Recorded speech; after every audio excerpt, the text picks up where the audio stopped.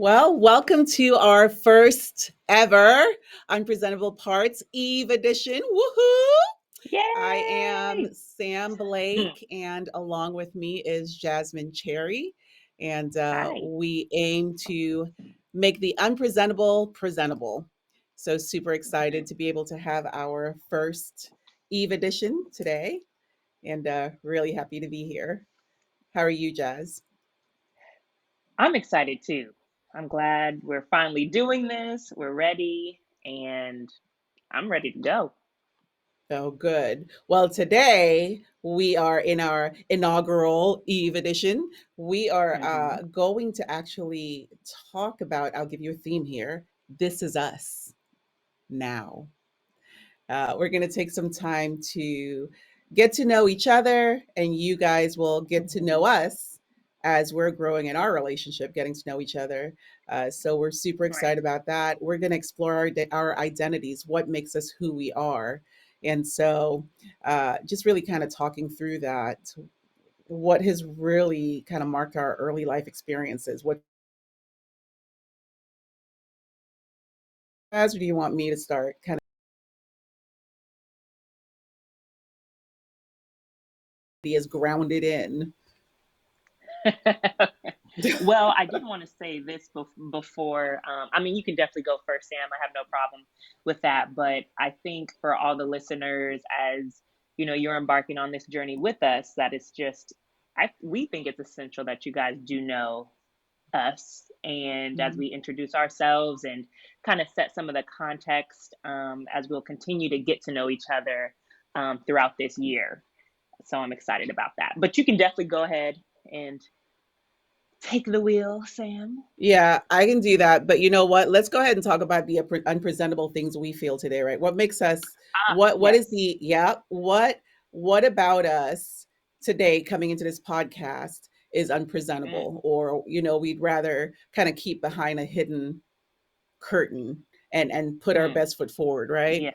So I'll start. I All right. think for me, Okay. I had some anxieties that I was bringing into from yesterday into today. There's some interactions, some just how you talk to somebody or something happens and you mull it over and mull it over and mull it over in your head, and just like that anxiety Mm, part. And so I think coming into our time together, I wanted so much to just be able to be present, but while warring with the the stomach pit anxieties of just some interactions that are kind of like residual. So that's kind of the unpresentable thing for me today. It's how can I give here authentically and be real, right? Be real, not hmm. come here faking it. Like, oh yeah, life is great, Right. but knowing no, I'm actually feeling a little bit of stuff here, but I'm coming here fully present and authentic. Yeah. Well, for me, y'all. So I do feel like it's just time for me either to get a new wardrobe or what. I do feel like I've been bumming it probably a little bit too much. And Mhm. that's okay. And I know sometimes you hear the saying, sometimes it's true, not all the time. When you look good, you feel good, right? That's Mm. not true for all the time now. But I do think I'm like, okay, Jasmine, let's make sure. Um, Especially now as I'm looking for a job, right? And you get comfortable at home as you're applying, and then you're just around the house, and so it's just you. So, but I do think I'm like, all right, let me make sure shaving these armpits. I'm doing like just taking care of me. Just keeping up with myself. I do think it'll help me, in the start of your day. You just get out, put on some, nice comfy clothes, whatever that is. But I have been noticing that, like, all right, Jasmine, now, okay, girl. Yeah, you that's know. funny that you said that. I actually blew off an eyebrow appointment to do this, so mine looking a little crazy right now, but that's all right. But I think I'm really excited about doing this podcast with you, Jazz, because I think that as we grow to get to know each other, I think even the things we've talked about, what we want to discuss, it's super exciting. But I also think, oh my goodness, it's pretty scary too, to have these Yeah, conversations with people I don't know who are going to be hearing me and don't know who I am, don't it's know where I true. come from, don't understand, my frame of thought, all of those different Hmm. things. And I thought maybe as we start off our Eve edition of Unpresentable Parts, we can Hmm. let people into a little bit of who we are and what Right. makes us think the way we think, what drives us, and different things like that. And I think just kind of going back to the roots of my identity and our identity. I think when we did the first one, Unpresentable Parts with the guys, we talked a little bit about that, but being able to do that Hmm. just one on one with the girls would be really Yes. nice. And so, like, I think where I come from, right? Like my family dynamics. I come from the West Indies. I was raised in St. Lucia in the country, so I'm a country girl, which is really funny, Jazz, because being a country girl, Hmm. actually, it's what a lot of people don't know is that St. Lucia, the most popular music. Do you know what the most popular music in St. Lucia is? Just take a guess. No. Country and Um, Western. no. Yes, yes, No. I would have never guessed. girl. I grew up, and you probably don't even know these names on Conway Twitty, Loretta Lynn, Nope. Jim What? Reeves. Girl, yes. Yes, Crystal Gale. Okay. Girl. No, I did not know this. Yes. And then on Saturdays, our big thing was either the karate movies or the country and on Sundays, actually Sunday afternoons was the country and western movies. Really? I'm being very serious. Even right now on our island, country and western dances are a big deal. So Wow. it's so interesting, right? I grew up on an island, and I'll have to tell you the story one day about why that is, why country and western is such a big deal Okay. in St. Lucia. There is a history All behind right. that. But I grew up a country girl. I grew up I love big trucks. I love cowgirl boots. That's a paradigm for me, which seems so off, right, from someone who's from the Caribbean. And as we as I come to the US and recognize some things and learn some things, that it's just all the paradoxes that my life Hmm. is. I grew up country and western. Culturally, it was country music, reggae, soca, calypso. you Hmm. know, um, my island, it's mainstream. The language of culture, the language of business, the language of school is British English because it was Okay. once a British colony, and but the culture, the home culture, is very French because there's also a Mm. French colony. So I feel like I've grown up with so many different pieces of the African Hmm. diaspora. The colonialism. What that's what it is, right? Right. When you colonization and on all of that. Right. So The um, colonizers. yes, and so my childhood memories are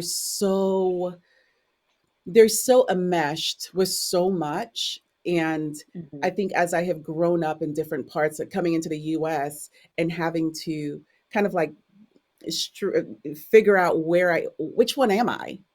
Am I Mm. country and Western? Am I West Indian, traditional? Am I, it's just all of those different things. So I think my childhood Right. experiences, I just remember them being so full of so many different things. And I didn't, Mm. and also I lived in two worlds. I had family that was well off and family that wasn't. And even with the family that Mm. wasn't, I didn't know I was poor because we always had food, and then the family Hmm. that had more, it just, I think I grew up in never having a specific world that was Okay. I don't know how to explain it. I didn't have a specific space that I belonged in. Hmm. And that's a, That makes that sense. wasn't, yeah. So what about you? Right. So me, um, coming from the States, coming from Long Beach, California, where I was born and raised, I grew up with a single mother, and my father and my mother had split. So before I was born, so there was not a male presence really there. Um, Mm, and so I have an older brother. We're 12 years apart. And it's a similar story to his as well. So his father wasn't much in his life, more than mine for sure. But I think growing up in poverty or growing up on welfare, and in certain ways, similar to you, like you didn't know you were poor. And maybe because everyone I was with, hanging around with, we were kind of in the same boat. mhm, However, when I started to go to public school, my mom made sure that we went to great school districts. So the public schools mm, were great. And so then you're able to see how other people live and you're able to see those things. But I do think as I got older that I do think I carried some shame with me as far as mm, dad's not in the picture. I just felt like I was this walking stereotype.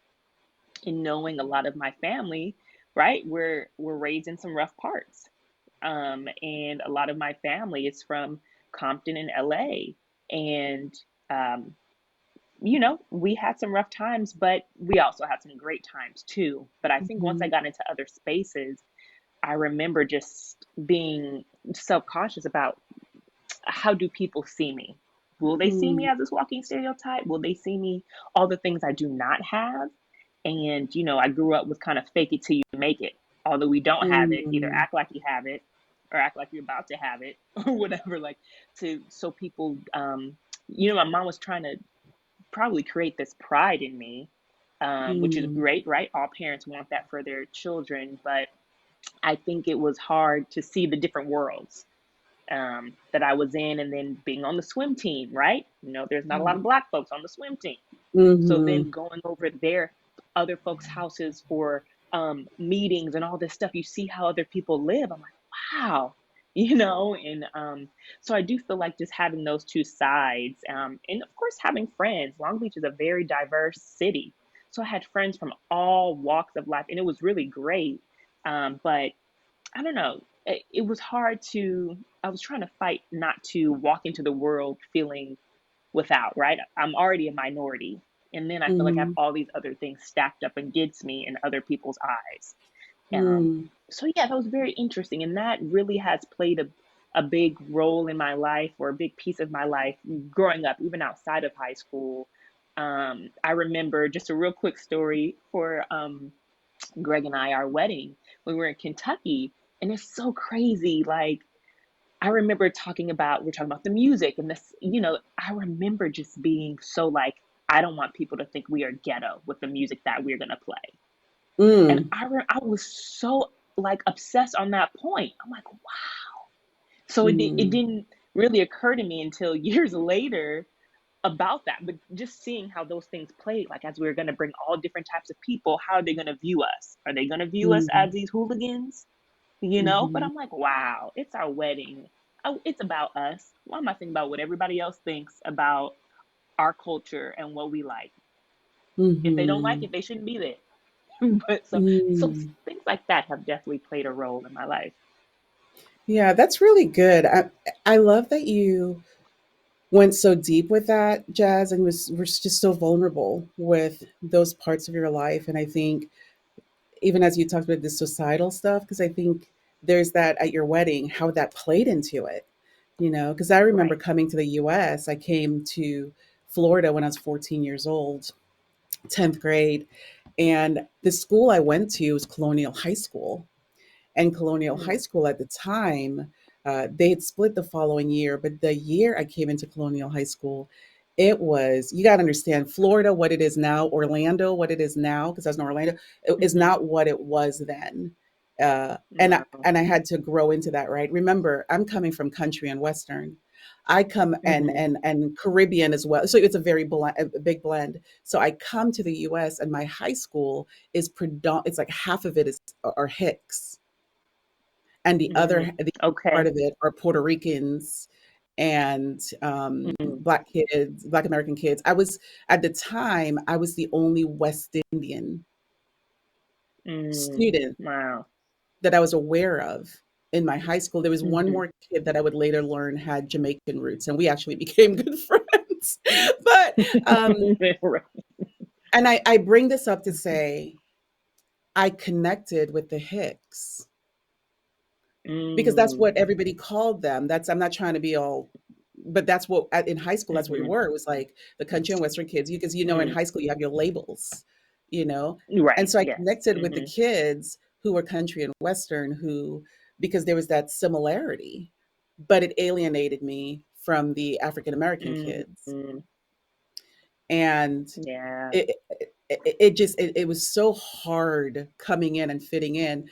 But then with the kids who were country and western his what I didn't and what I had to learn was most of them came from very racist families. In my Mm. high school I had to learn that a lot of my people that I connected with in high school also would say things to me like, I can never take you home. You can never come to my town. Mm. There's a town called Christmas, Florida. My aunt was Wow. always like, do not go anywhere with those people. There are a lot of, Wow. KKK is big there. So I had to learn what the KKK was Mm. coming in. And so it's coming into the United States and going, okay, here's how I was raised. This was all wonderful and it seemed great. But when I come to the US, there's a connotation to this. There's an Yeah. exclusiveness that I can't really fully participate in because I'm not supposed to like this, and because I like Mhm. it I'm excluded, and because I get along with this Right. group I'm excluded from a group that looks like me, but we look alike but we're not very similar in culture. Yeah. And of course, you got the Hispanic kids in between, so we connected culturally too because we're from the Caribbean. And so it Right. was just very interesting, Jazz. And I think even as you talked about your roots, I also uh, faced abuse in my childhood. And so not belonging in any world, having all these separate things, I was definitely one who held a lot inside. So I Mhm. performed. I just learned how to perform. And so the Yeah. societal ex, um, expectations, or, who you're supposed to be or look like a certain thing. So it's how do you Mhm. do that? And it's interesting because I think even as I hear your story, you grew up in a way where you can assimilate anywhere, but then still Mhm. haunted by this where I come from, and, Right. almost it almost feels like a lot of my life I've had imposter syndrome. Mm. Mm. you know, I'm going to be found out that I don't really Mm. belong here, that Yeah. I don't really have a place, I don't really have a home. So I think it's learning how to mature through that, how to grow through that. Those I think those were a lot of the things that I was facing coming into this country. Learning Right. how to be dealing with my own growing into that to go, who am I now, right? All those things were shaping me along the way, Yeah. all those different Yeah. pieces. And I do think a very pivotal moment for me, though, that was really significant in my influencing my identity is it was 2018. Mm. And that's a lot, Okay. 2018. I've have two kids now. I've grown up here in the United States. I've been shaped, I've learned, I've grown, I've gone through a million different things. I've kind of learning my space spiritually, emotionally, it's just so much all over the place. And I Yeah. can't wait for us to explore those things more. But in Mhm. 2018, I got a phone call and it rocked my world. I was home. It was just a normal day, and I got a phone call, and uh, the phone call in the conversation said, "Listen, um, my abuser's name was Gregory. Said Gregory died." Mm. Wow. And like literally, I didn't like even when I say it, I catch my Mm. breath because in that moment, I felt like my world shifted Mhm. because I had never lived in a world where my abuser didn't exist. And in that moment, I realized I had been living as a victim all my life. Wow. It was the first time I felt like everything. Yeah, I never felt like I belonged in a world, but I held a lot inside, but I didn't realize there's this overarching thing where I was controlled in some sense, as also saw myself as a Mm. victim my whole life. Yeah. Um, and I'd done therapy, I'd done all those things, but literally in that moment, it's like the world shifted. It just felt like it stopped, and I had to Wow. learn how to exist in a world where I wasn't living under the victimization of my abuser, even Mm. if they hadn't been in my life for years. Yeah. Yeah. I was That's still trauma. living my life, yes. And so I think that was such a huge, significant shift for me with my identity. And there's so many lessons I learned through that. It was definitely a huge turning point, but so many lessons, so many challenges. I don't know if that makes sense, what I'm saying, but it all contributes to who I am now. It's Mhm. that I had to learn who this person is, who does not live in a world where her abuser is, not 6 feet under. And then Mm. also deal with how did I feel about that, and Right. who am I then? I I don't know who am I outside of this, and I thought I Right. did, but I also didn't Right. realize I was seeing myself through that lens for so long, and how much control Wow, it had Sam. over me. So yeah, hopefully as the people, as you guys are listening, this is flowing for you. This is us kind of sharing all this, this is who we are, and Yeah. working through it. But it was a big shift for me, that access to, that's how many years ago? 6, 18, 19, 20, 21, 22. Yeah, it's 6 years ago. So I think it's after 2018, I am 6 years Mhm. in to this new person. And imagine all the things that have happened: Yeah. racial pandemic, Right. health pandemic, COVID pandemic, Mhm. you know, personal health things. I'm this new person Yeah. navigating this new space while learning who I am. Right.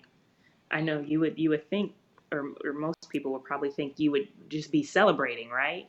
And it's crazy. It's very layered, right? Things like Hmm. that. For me, a pivotal moment, one of them. So growing up, I think some parents can do this. I feel like me, as my first time being a parent, I'm probably more aware of this now. Is I think my mother, she did such an amazing job, right? And there's so much that you can do by yourself, but Mm, um, I think she tried to show me a lot of things that she was not exposed to, especially when it came to education, all these things, and in a way, she kind of was writing the story for me and not letting me write the mm, story. And so, even now I'm thinking again, my daughter's only 4, but when she gets to a point where, and even now, right, how you want to empower your children to be able to make decisions. I don't think my mother knew how to do that well. mm, And I think she had certain goals for me that she wanted me to do. mm, Um, and so I think that what it did, I think the downside of it was that it did not give me strength to make my own decisions. Once I went to mm, college, what do I want to do? Because now I'm thinking, okay, what would my mom want me to do? Um, mm, and it was kind of her voice in my head, and I didn't have my own. And so I think that was a bit of the downfall. And I'm sure that was definitely not her intention, right? She wants me to mhm, be successful and wants me to do all these things. So many decisions were made for me, and I know I'm sure I made some as well, um, so but so once I got older, it was really hard, right? It's made me a people pleaser. It made me so concerned about what other people want instead of, I feel like I couldn't even hear my own voice, or if I did, I mm, would just bury it because I'm like, well, believe in or what I think, in which most people, when they meet me, they think I'm outgoing and so friendly, and they would probably never think about these things. Mm, But I'm like, yes, really, it has really been just kind of like paralyzing that fear of making my decision. So in 2019, having a daughter, or about 3 months before the pandemic, so she was born in December, but that really rocked my world and was a pivotal point because now this is okay, Jasmine. This is your body. This is your daughter, and how you want to raise her and help her and try whatever it is. If you want to breastfeed, not breastfeed, like just think about everything would give me so much anxiety. And I'm like, somebody please mm, tell me what to do. Just tell me what to do and I will do it. But it was like, no, no, no, Jasmine. This is you. This is and your husband, obviously, but in my mm, case, right, having a partner with me, and God there. But like, Jasmine, nobody's about to force you to do anything. So what you gonna do? What you want to do? Do you want to breastfeed her? Do you want to give her formula? Do you want to do this? Do you want to do that? Like whatever you want to do. And that scared the living daylights out of me, Sam. I was like, mm, oh, what? Why did I even decide to have a child? Why did this happen? Because I'm so incapable. I'm so mm, incompetent. I'm thinking all that I am not, because I can't trust my voice. And this is my husband's first child too, so he's kind of like, just choose something, go for it. I'm with you, whatever you want to do. mm, And mhm. when people say that to that can be the most scariest thing, because it's like, Yeah. okay, they don't have an opinion. They're looking for me to have an opinion, but I'm looking at you to have an opinion, so then I can, Mm, so I've worked on that through therapy too. But just, yeah, the past 4 years have really been, what do I want to do? You mm, know, yes, it's been very, very tough for me because of that. And just believing in myself and not being afraid to fail and to, or not even fail. That can be a harsh word. Fail, or just some things might not go as planned, but it's okay. Just try it. It's all right. Just yeah. go for what, just do something. Just don't stand still. And a lot of Mhm, people's, that whole fight, flight, or freeze mm, response, I'm the freeze. And I was finally telling my therapist, I'm like, look, I'm tired of being frozen now. Okay. mm. So, Yes.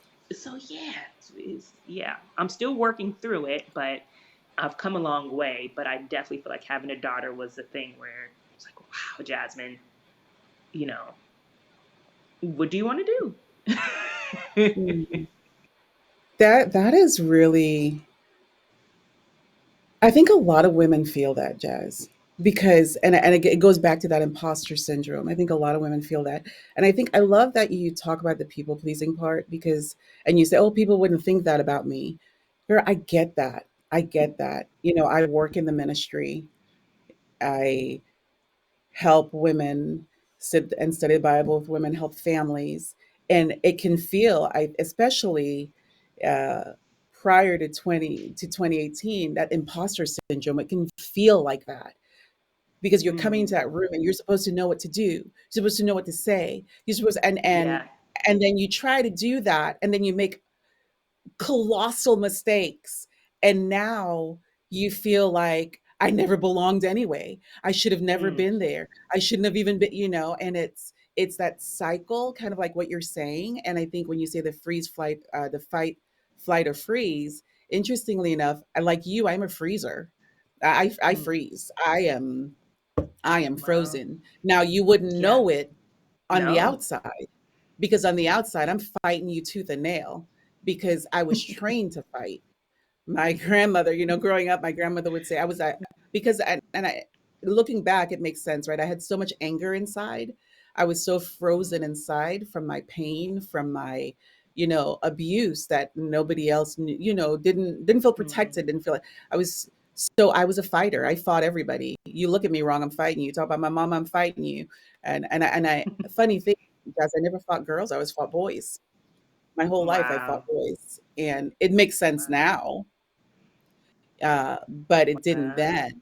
And so my grandmother, because so many people would keep coming to her house to tell her I got in a fight with their kid again, that her thing would be, I don't care what, she would say, "Oh yeah," she'd speak in Creole to them and go, "Mm-hmm, mm-hmm. Oh, mwakay palepi. Okay, okay." Oh, she and then they'd leave and she'd say, "Did you beat him up?" Mm, And I'd be like, "Yeah." She goes, "You better, because if you don't beat him up, I'm gonna beat you." So it mm, was, if you're gonna get in a fight, you better win. right. And so in my fight, flight, or freeze, I froze inside, but I fought outside. And so what you're saying is, and the decision making, oh my goodness, it was like, Tim can attest to this. I would be at the grocery store. If he asked Hmm. me to buy one specific brand or can, I know this, people will not believe this about me. I literally would call Tim 3 or 4 times. They don't have this one. Should I get this one? What about this one? Oh, what do Mm, you think of this one? And I still do this, but I'm yeah, better. I'm better. I'm cognizant yeah. of it because I have Hmm. language for it. But the Yeah. decision making, the desire to please, I want to be liked. Right. Yeah. Hmm. Right. But that has also been the thing that has been my biggest source of pain, is a Mm, desire to be liked. And I think that is where I'm so grateful for my relationship with God, because though I did all this work, right? Became a Christian in hmm. college, really started to work towards my identity being in Christ, being formed by Christ. Mm, What I did was I transferred my people pleasing from uh, the unhealthy people in the world, in the secular world, to hmm. transferring it to people in the church. Mm, hmm.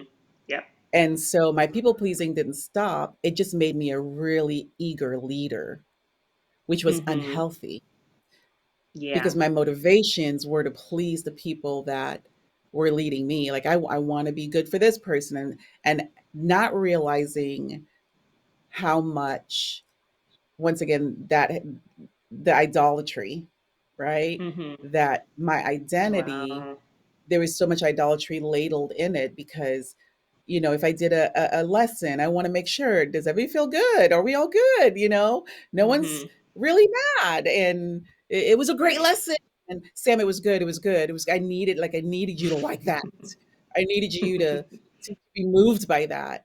Uh, and Yes. not really realizing, oh my goodness, this all comes from my childhood. This comes from me wanting to Crazy. please, me not wanting to stand out too much, because if I rock the boat too much, then Hmm. someone's going to dig deeper, and may realize I'm not supposed to be there. Yeah. Yeah. And I don't know, is that making sense? Is it coming, It it does. It does. And how so many things stimulate from come from our those core memories that we have and our environment and all those things. So it's so crazy, right? Things that happened to us when we we're 4, 5, 6, 7 through 10, whatever. It's like, wow, we still can deal with those things as an adult, and you would think maybe we would be over that, and but it's okay, right? Because we're all works in progress. We are working. It's about the journey, right? Not just the end result, but we're working on Mhm. those things. And like how you said, you have the language for it. You're more self-aware, so it helps you so much Yes. more now. So amen, right? Amen for the growth. But it is crazy, you know. Yeah. And I've learned to not shame myself about it, because I can Mm. be the shame girl and can walk with my head down.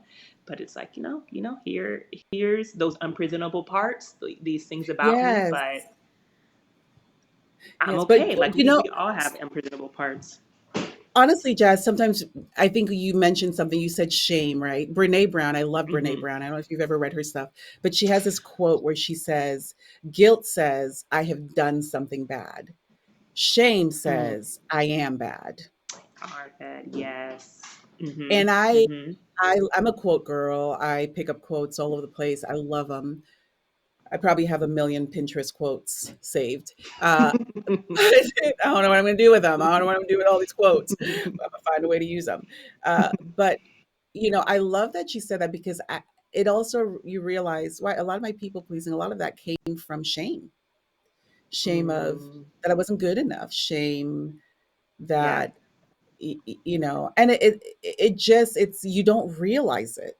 You don't realize those things are driving you. And as women, it's these expectations in society. We're constantly trying to reach them, Yes. and I think it hurts relationship because we're so busy trying to hide our true selves. We actually Yes. miss out on connecting with each other, and having, it's not commiseration, that's not the word I'm looking for, but it is connect, it is connecting in a Mhm. way that's authentic, where Yeah. there's not, it's not full of judgment.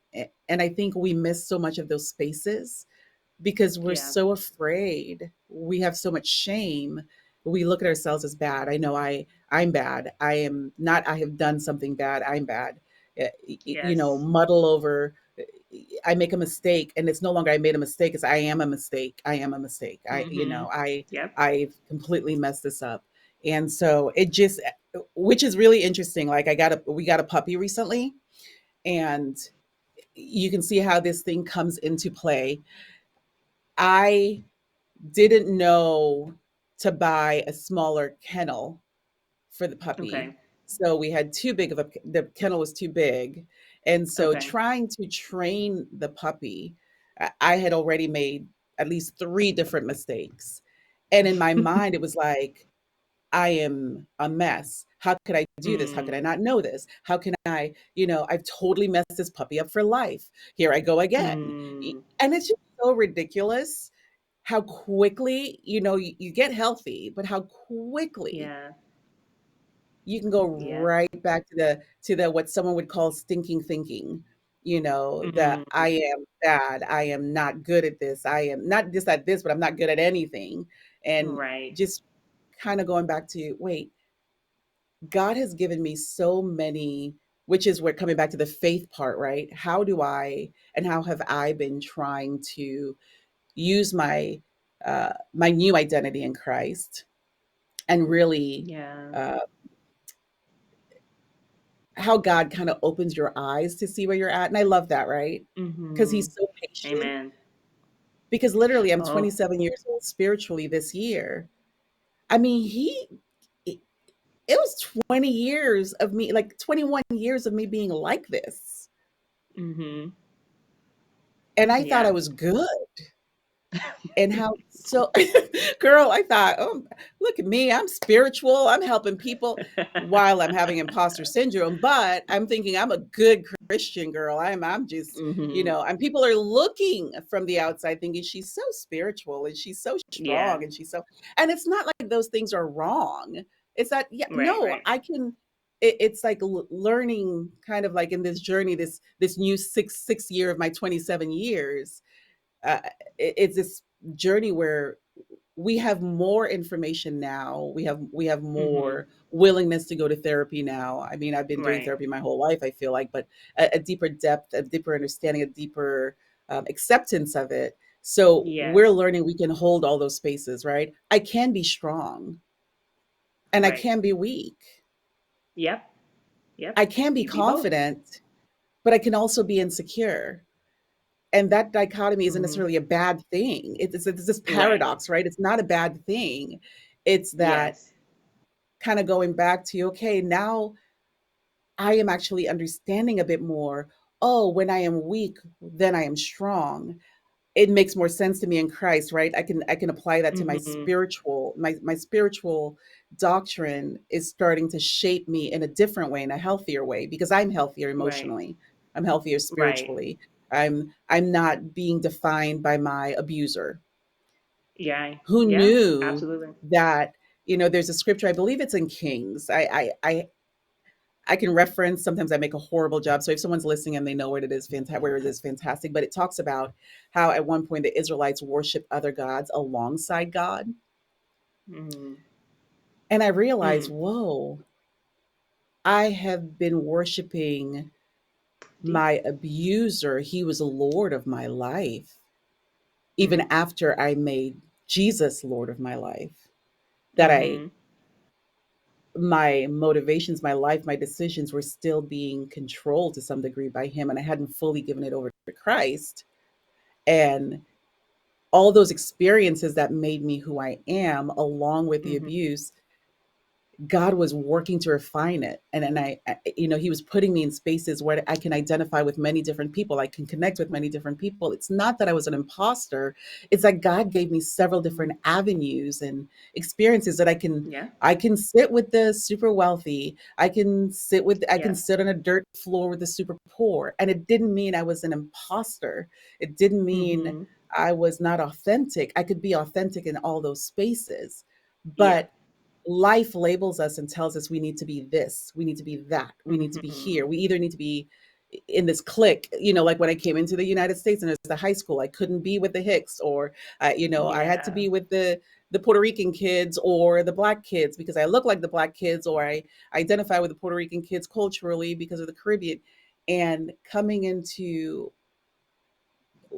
where Paul says I can be all things, I can be I'm all things to everyone, I'm all things to all man. Yeah. Learning how to do that in a healthy way while dealing with my people pleasing nature, Mhm. while dealing with my trauma, while sometimes not knowing I'm really a people pleaser and and ruled by my trauma. But God being so patient and all of that and Yeah. loving me through all of Right. that. I think It's amazing. honestly that has gotten me through it in so many ways because it doesn't make sense to me. Like Right. that kind of love doesn't make sense to me. Right. That kind of acceptance doesn't make sense to me. Uh, Right.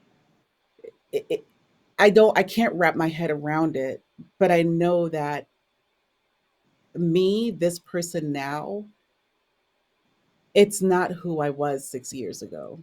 I think that I have been talking a lot. and It's all right. and just so you know, because you're getting to know me, right? I am Right. actually a true introvert. I am a true introvert. So deep conversations, I can talk for hours. Small Mhm. talk, I'm gonna fall asleep on you in 2 minutes. I despise small talk. Okay. So I wanna make sure I kind of just stop for a minute and give you time before we have to end this podcast because I'm so excited. We're gonna have so much more time to talk about so many more things. But just for Mhm. you to, get some of your thoughts in there before we Okay. sign off with our viewers or with our Okay. listeners. Yes. Well, thanks, Sam. Um, and because you're such an example for me, it's just so easy to sit up here and listen to you. I'm like, where is my Mm, popcorn? Okay, where are my mm, M&Ms? Let me go mm, ahead and listen to you. mhm, Um, and you know, but yes, everyone, we are getting to know each other, and I'm really excited. I like what you say about the different boxes that you have fit in, and that I think it's amazing because how many lives and experiences and things you're able to come in contact with throughout those different boxes. And although a lot of things are changing, I do still feel like it could be hard, especially growing up, right? When it was rigid. Here are the rules, and um, it's like we're multifaceted, right? We have so many different layers to us. And if I was in one box, right, I'm on the swim team, I'm with predominantly white girls, and you're a part of this different world here in high school. And sometimes high school, middle school, I'm sure it could be the worst for many people. And that's where a mm, lot of people start to learn about the divisions of things, mhm, right? Which sucks. I'm like, oh, sometimes I think about that for my child. Again, she's only 4, but I'm like, man, she's gonna learn some stuff when she mhm, gets into the public spaces. Um, mhm, but it was hard for me to navigate myself. I fit in these different boxes too, and that because I fit in this box doesn't mean that I look down on the other one, And it's mhm, really a blessing, and it makes us, full dynamic people that have these different experiences and how we're able to touch other people's lives and that they touch our lives, right? So mhm, it's like it's not a bad thing, but I hate that that's what we grew up on, is that this is you and mhm, that's it. And I feel like becoming a Christian into our fellowship, it was just now that you have been baptized, you are reborn, you are a Christian, you know, now we're just in this one box. Everybody's in one box and it's titled God. So like Mm, nothing else, and that's really hard because that's not realistic. you mhm, know, and I feel like sure in heaven, but heaven's still going to be diverse, right? Yada yada, whatever. mm, But like it's like okay, we try to erase, right? We want to erase race, we want to erase whatever it is that's not of God, erase it all, and now we're all coming, and it's like it, we're all the same, and we're not. mhm, And I think we do a disservice, as a Christian fellowship when we treat it like that, and so I feel like we've been learning the hard way, of talking about these issues and these different boxes, because we live in the world. These things are happening. So I just appreciate you saying that and knowing like how much it has just shaped your life. Like these are good things, you know. mhm, Yeah, it's not bad. So I've learned to become more confident in knowing. I know some people talk about the good old code switch, which is a real mhm, thing, but mhm. it's like how do I still stay true to myself in these different environments? Yeah. No, I appreciate you sharing that, Jazz, and I think it really leads into kind of as we are closing our time with our viewers. I do want to encourage anyone who's listening to us right now. I keep saying viewers, but listeners. I do encourage anyone who's listening to us right now to kind of think through your own identity, Mm-hmm. and really maybe today or tomorrow, this month, which is Women's Month. It's Women's Month, guys. Yeah. Woo-hoo. Share your story with another person, another woman. And I Mm-hmm. love, Jazz. I think this leads us into kind of the premise really of what we're going to be doing with the Eve unpresentable parts. Is you talked about that box, that Jesus box, that it almost it almost leads us to a place of we come in, and I can only speak about our tribe, right, our fellowship of churches, because that's where I'm at. But we Mm-hmm. come in and we belong to this fellowship of churches, and we're in our box, and it's this level of conformity and uniformity. Mm-hmm. But when you conform and you're uniform, you're conforming and uniform to one thing. And the truth is, it Mm. hasn't been to Christ. Mm. It has Mm. been to dominant culture of our tribe.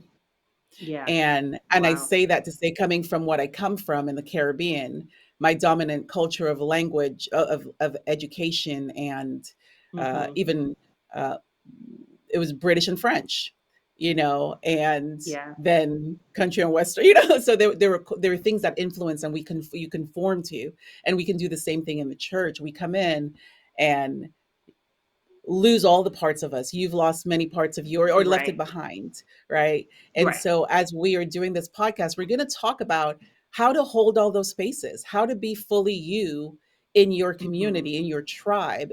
You don't have to leave it Right. to be fully you. We have Christ. We're in, we're buried with him, raised, we're raised with him in life, in new life, and we get to live our lives. So as you're thinking through your identity, who are you? Do Mm. you know who you are? Yeah. You know, what makes you happy, what makes you sad, what triggers you, what is your attachment style, how do you who are you, what has Yeah. formed you and shaped you, what are some things you may need to deal with in order to move forward. And so Mm. as we're throwing these questions at you, we're going to hit those a lot. Like for me, Yeah. Jasmine, you don't know this about me, but before I became a Christian, before I, 20 some years ago, I worked in an abortion clinic. You know, Mm. I, Wow. I taught in the inner city at one point. I had to learn how to become, how to code switch. I didn't even know what that meant until I lived in Los Mm-hmm. Angeles and had to learn that. I've worked several different jobs. There's so many different parts of me that people don't know and don't mm-hmm. don't talk through. And Right. you kind of just share it when you're in a study with someone. You're like, oh, here's the bad stuff I've done, but okay, Is it though? Let's talk through that. Why did Mm, you choose that career? Why did you choose that job? I worked at U-Haul. right. Yeah. There are lots of different things. I went to three different universities and graduated in my fourth one. So it's like there's so many different parts of us. So as we're Hmm. moving forward, we want to explore those things. So if you Yeah. are listening to us, we want to know what would you like us to explore? What are some topics Hmm. you would like? What is the pot? Where can they leave us that information, Jazz? Where So, is our website again? yes, yes, it's www.unpresentablepartspod.com.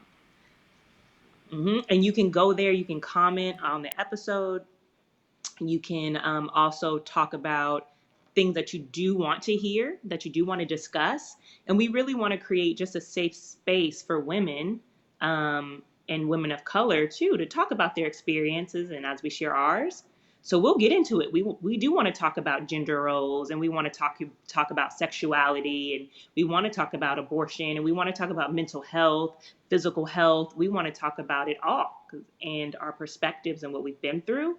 So I'm so excited. So please, if you have any comments, anything you would like to discuss, please visit www.unpresentablepartspod.com. Wonderful. Well, we look forward to listening to each other, talking to Mm-hmm. you guys. We hope you were able to be edified through our time listening with us. And so until next time, bye for now. And oh, Peace. wait, I forgot to ask them, Jazz. I forgot to ask them, guys, while you're doing all the other stuff with sharing your story and looking up your identity, one of the things we want you to actually sit down and talk to yourself first and say, what's unpresentable about me today? And how can I show Mm, up in the world authentically despite what I feel is unpresentable? mm. Go ahead, shave those So armpits. shave the armpits, shave the legs, get your eyebrows done. All right, ladies, you have a wonderful day. Until next time. Bye.